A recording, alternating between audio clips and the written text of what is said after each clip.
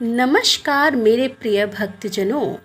आइए सुनते हैं शनिवार की व्रत की कथा एवं विधि। इस दिन शनि की पूजा होती है। काला तिल, काला वस्त्र, तेल, उड़द शनि को बहुत प्रिय है, इसीलिए इनके द्वारा शनि की पूजा होती है। शनि की दशा को दूर करने के लिए यह व्रत किया जाता है। शनि स्रोत का पाठ भी विशेष लाभदायक सिद्ध होता है। कथा एक समय सूर्य, चंद्रमा, मंगल, बुध, बृहस्पति, शुक्र, शनि, राहु और केतु इन ग्रहों में आपस में झगड़ा हो गया कि हम में सबसे बड़ा कौन है। सब अपने अपने को बड़ा कहते थे। जब आपस में कोई निश्चय ना हो सका तो सब के सब आपस में झगड़ते हुए इंद्र के पास गए और कहने लगे कि आप सब देवताओं के राजा हो, इसीलिए हमारा न्याय करके बतलाओ कि हम सब 9 ग्रहों में सबसे बड़ा कौन है। तब राजा इंद्र इनका प्रश्न सुनकर घबरा गए और कहने लगे कि मुझ में यह सामर्थ्य नहीं है जो किसी को बड़ा या छोटा बतलाऊं। मैं अपने मुख से कुछ नहीं कह सकता। हाँ, एक उपाय हो सकता है।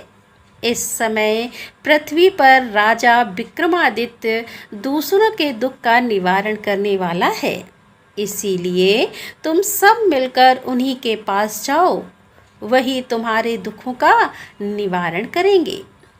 ऐसा वचन सुनकर सभी ग्रह देवता चलकर भूलोक में राजा विक्रमादित्य की सभा में जाकर उपस्थित हुए और अपना प्रश्न राजा के सामने रखा।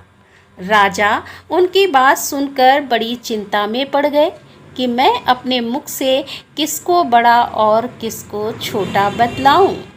जिसको छोटा बतलाऊंगा वही क्रोध करेगा, परंतु उनका झगड़ा निपटाने के लिए एक उपाय सोचा कि सोना, चांदी, कांसा, पीतल, सीसा, रांगा, जस्ता, अभ्रक और लोहा 9 धातुओं के 9 आसन बनवाए। अब आसनों को क्रम से जैसे सोना सबसे पहले और लोहा सबसे पीछे बिछाए गए। इसके पश्चात राजा ने सब ग्रहों से कहा कि आप सब अपने अपने सिंहासन पर बैठिए।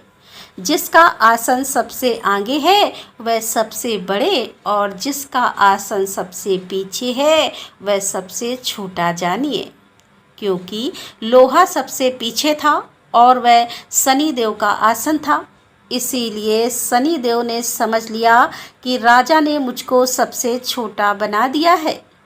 इस पर शनि को बड़ा क्रोध आया और कहा कि राजा, तू मेरे पराक्रम को नहीं जानता। सूर्य एक राशि पर 1 महीना, चंद्रमा 2.25 महीना 2 दिन मंगल, 1.5 महीना बृहस्पति और 13 महीने बुध और शुक्र 1 महीने, परंतु मैं एक राशि पर 2.5 अथवा 7 साल तक रहता हूँ।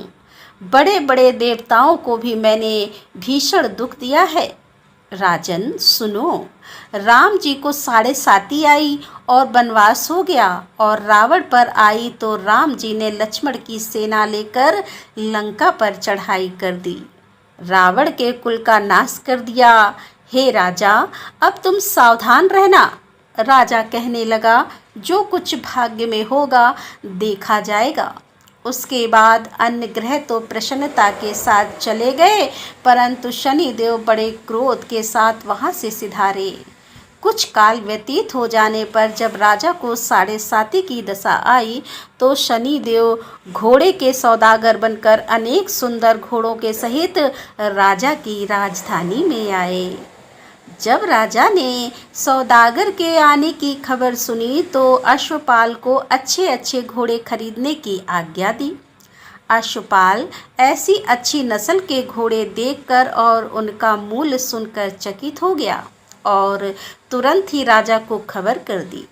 राजा उन घोड़ों को देखकर एक अच्छा सा घोड़ा चुनकर सवारी के लिए चढ़ा।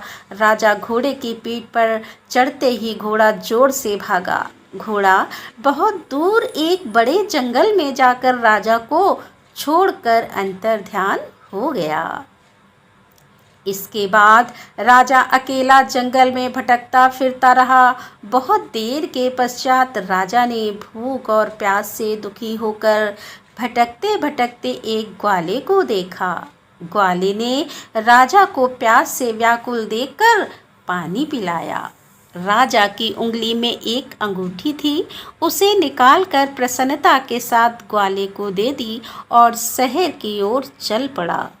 राजा शहर में पहुंचकर एक सेठ की दुकान पर जाकर बैठ गया और अपने आप को उज्जैन का रहने वाला तथा अपना नाम वीका बतलाया। सेठ ने उसको कुलीन मनुष्य समझकर जल आदि पिलाया और भाग्यवश उस दिन सेठ की दुकान पर बिक्री अधिक हुई थी।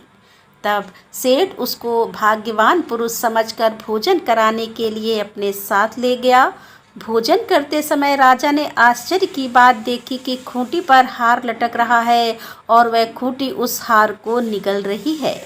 भोजन के पश्चात कमरे में आने पर जब सेठ को कमरे में हार ना मिला तो सबने यही निश्चय किया कि सिवाय वीका के और कोई इस कमरे में नहीं आया, अतः अवश्य उसी ने हार चोरी किया है। परंतु वीका ने हार लेने से मना कर दिया।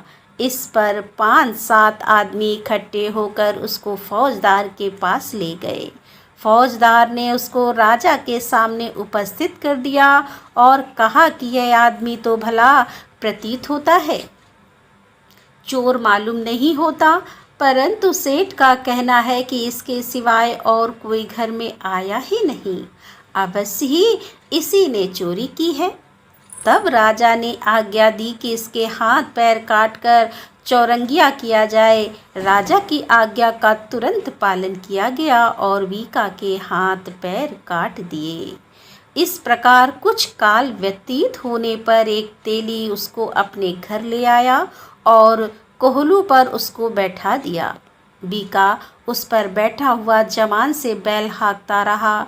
शनि की दशा समाप्त हो गई और एक रात को वर्षा ऋतु के समय वह मल्हार राग गाने लगा। उसका गाना सुन उस शहर के राजा की कन्या उस राग पर मोहित हो गई और दासी को खबर लाने भेजा कि शहर में कौन गा रहा है। दासी सारे शहर में फिरती फिरती क्या देखती है कि तेली के घर में चौरंगिया राग गा रहा है। दासी ने महल में आकर राजकुमारी को सब वृतांत सुना दिया। बस उसी क्षण राजकुमारी ने अपने मन में यह प्रण कर लिया कि चाहे कुछ हो, मैंने इस चौरंगिया के साथ विवाह करना है। प्रातःकाल होते ही जब दासी ने राजकुमारी को जगाना चाहा तो राजकुमारी अनशन व्रत लेकर पड़ी रही। तब दासी ने रानी के पास जाकर राजकुमारी के ना उठने का वृत्तांत कहा। रानी ने तुरंत ही वहां आकर राजकुमारी को जगाया और उसके दुख का कारण पूछा। तो राजकुमारी ने कहा कि माताजी, मैंने यह प्रण कर लिया है कि तेली के घर में जो चौरंगिया है उसी के साथ विवाह करूंगी। माता ने कहा, पगली, यह क्या बात कह रही है? तुझको किसी देश के राजा के साथ परणाया जाएगा। कन्या कहने लगी कि माताजी, मैं अपना प्रण कभी नहीं तोड़ूंगी। माता ने चिंतित होकर यह बात राजा को बताई। तब महाराज ने भी आकर यह समझाया कि मैं अभी देश के देशांतर में अपने दूत भेजकर सुयोग रूपवान एवं बड़े से बड़े गुणी राजकुमार के साथ तुम्हारा विवाह करूँगा। ऐसी बात तुमको कभी नहीं विचारनी चाहिए।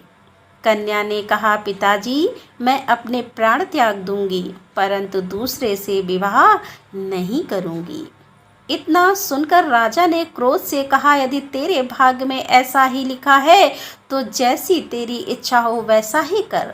राजा ने तेली को बुलाकर कहा कि तेरे घर में जो चौरंगिया है उसके साथ मैं अपनी कन्या का विवाह करना चाहता हूँ। तेली ने कहा कि यह कैसे हो सकता है? कहाँ आप हमारे राजा और कहाँ मैं एक नीच। परंतु राजा ने कहा कि भाग्य लिखे को कोई नहीं टाल सकता। अपने घर जाकर विवाह की तैयारी करो। राजा ने उसी समय तोरण और वंदनवार लगवाकर अपनी राजकुमारी का विवाह चौरंगिया विक्रमादित्य के साथ कर दिया। रात्रि को जब विक्रमादित्य और राजकुमारी महल में सोए थे तो आधी रात के समय शनिदेव ने विक्रमादित्य को स्वप्न दिया। राजा, कहो, मुझको छोटा बतलाकर तुमने कितना दुख उठाया।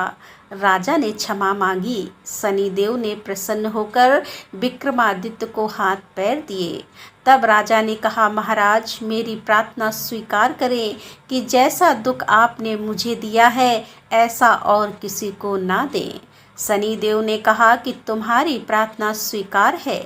जो मनुष्य मेरी कथा सुनेगा या कहेगा उसको मेरी दशा में भी कभी किसी प्रकार का दुख नहीं होगा, और जो नित्य ही मेरा ध्यान करेगा, चींटियों को आटा डालेगा, उसके सब मनोरथ पूर्ण होंगे। इतना कहकर शनिदेव अपने धाम को चले गए। राजकुमारी की आंख खुली और उसने राजा के हाथ पांव देखे तो आश्चर्य को प्राप्त हुई। उसको देखकर राजा ने अपना समस्त हाल कहा कि मैं उज्जैन का राजा विक्रमादित्य हूँ। यह सुनकर राजकुमारी अत्यंत प्रसन्न हुई और प्रातःकाल राजकुमारी ने उसकी सखियों ने पूछा तो उसने अपने पति का समस्त वृत्तांत कह सुनाया। तब सब ने प्रसन्नता प्रकट की और कहा कि ईश्वर ने आपकी मनोकामनाएं पूर्ण कर दी हैं। जब उस सेठ ने यह सुना तो वह विक्रमादित्य के पास आया और राजा विक्रमादित्य के पैरों पर गिरकर क्षमा मांगने लगा कि मैंने आप पर चोरी का झूठा दोष लगाया, अतः आप मुझको जो चाहें दंड दें। राजा ने कहा, मुझ पर शनि देव का कोप था, इसी कारण यह सब दुख मुझको प्राप्त हुआ। इसमें तुम्हारा कोई दोष नहीं है। तुम अपने घर जाकर अपना कार्य करो। सेठ बोला कि मुझे तभी शांति होगी जब आप मेरे घर चलकर प्रीतिपूर्वक भोजन करेंगे। राजा ने कहा, जैसी आपकी मर्जी हो वैसा ही करें। सेठ ने अपने घर जाकर अनेक प्रकार के सुंदर भोजन बनवाए और राजा विक्रमादित्य को प्रीति भोज दिया। जिस समय राजा भोजन कर रहे थे, एक अत्यंत आश्चर्य की बात सबको दिखाई दी। जो खूंटी पर पहले हार निकल रही थी वह अब हार उगल रही थी। और जब भोजन समाप्त हो गया तो सेठ ने हाथ जोड़कर बहुत सी मोहरें राजा को भेंट की और कहा कि मेरे श्री कंवर नामक एक कन्या है, उसका पाणी ग्रहण आप करें। इसके बाद सेठ ने अपनी कन्या का विवाह राजा के साथ कर दिया और बहुत सा दान दहेज आदि दिया। इस प्रकार कुछ दिनों तक वहां निवास करने के पश्चात विक्रमादित्य ने शहर के राजा से कहा कि अब मेरी उज्जैन जाने की इच्छा है। फिर कुछ दिन के बाद विदा लेकर राजकुमारी मन भावनी सेठ की कन्या श्री कंवरी तथा दोनों जगह के दहेज में प्राप्त अनेक दास दासी, रथ, पालकियां सहित विक्रमादित्य उज्जैन की तरफ चले। जब शहर के निकट पहुंचे और प्रवासियों ने राजा के आने का संवाद सुना तो समस्त उज्जैन की प्रजा आगवानी के लिए गई। तब बड़ी प्रसन्नता से राजा अपने महल में पधारे। सारे शहर में बड़ा भारी महोत्सव मनाया गया और रात्रि की दीपमाला की गई। दूसरे दिन राजा ने शहर में यह सूचना कराई कि शनिश्चर देवता सभी ग्रहों में सर्वोपरि है। मैंने उनको छोटा बतलाया, इसी से मुझको यह दुख प्राप्त हुआ।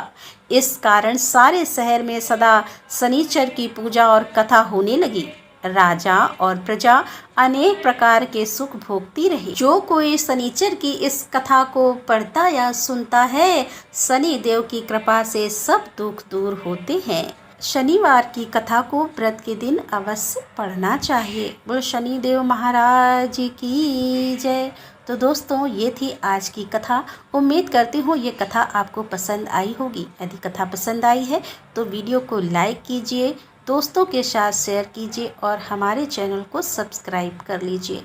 तो दोस्तों, मिलते हैं अगले वीडियो के साथ। तब तक के लिए राधे राधे, जय श्री कृष्णा, हर हर महादेव, जय भोलेनाथ की।